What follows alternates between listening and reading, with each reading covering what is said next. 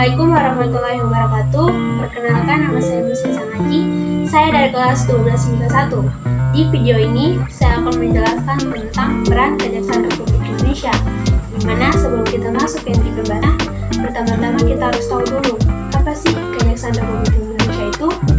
Jadi, Kejaksaan Republik Indonesia adalah lembaga negara yang melaksanakan kekuasaan negara, khususnya di bidang penuntutan. Keberadaan Kejaksaan Republik Indonesia diatur dalam Undang-Undang Republik Indonesia Nomor 16 Tahun 2004 tentang Kejaksaan Republik Indonesia. Berdasarkan undang-undang tersebut, kejaksaan sebagai salah satu penegak hukum dituntut untuk lebih berperan dalam menegakkan supremasi hukum, perlindungan kepentingan umum, penegakan hak asasi manusia, serta pemberantasan korupsi, kolusi, dan nepotisme atau KKN.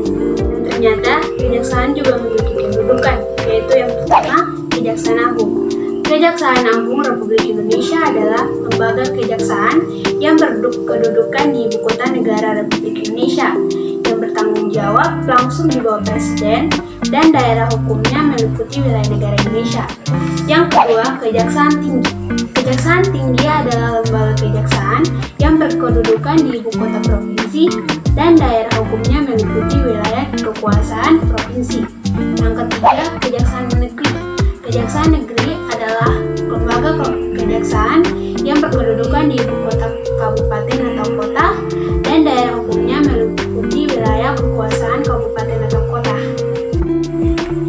Nah, selanjutnya adalah peran Kejaksaan Republik Indonesia atau yang sering kita sebut dengan tugas atau wewenang berdasarkan pasal 30 nomor 16 tahun 2004 tentang peran Kejaksaan Republik Indonesia, di mana terbagi menjadi 3 bidang.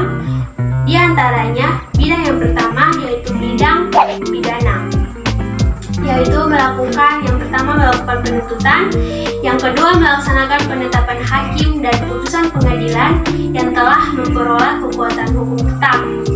Yang ketiga, melakukan pengawasan terhadap pelaksanaan putusan pidana bersyarat, putusan pidana pengawasan, dan keputusan lepas bersyarat. Yang keempat, melakukan penyidikan terhadap tindak pidana tertentu berdasarkan undang-undang.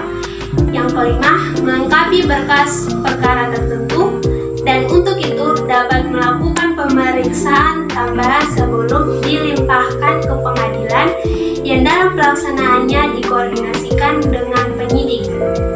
Bidang yang kedua yaitu bidang perdata dan tata usaha negara. Kejaksaan dengan kuasa khusus dapat bertindak baik di dalam maupun di luar pengadilan untuk dan atas nama negara atau pemerintah. Dan selanjutnya bidang yang ketiga yaitu bidang ketertiban dan ketentraman umum.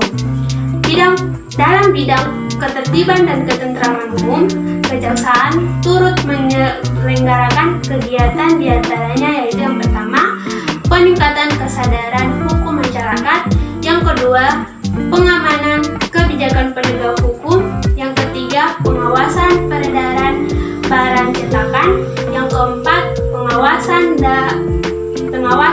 aliran kepercayaan yang dapat membahayakan masyarakat dan negara. Yang kelima, pencegahan penyalahgunaan dan atau penodaan agama.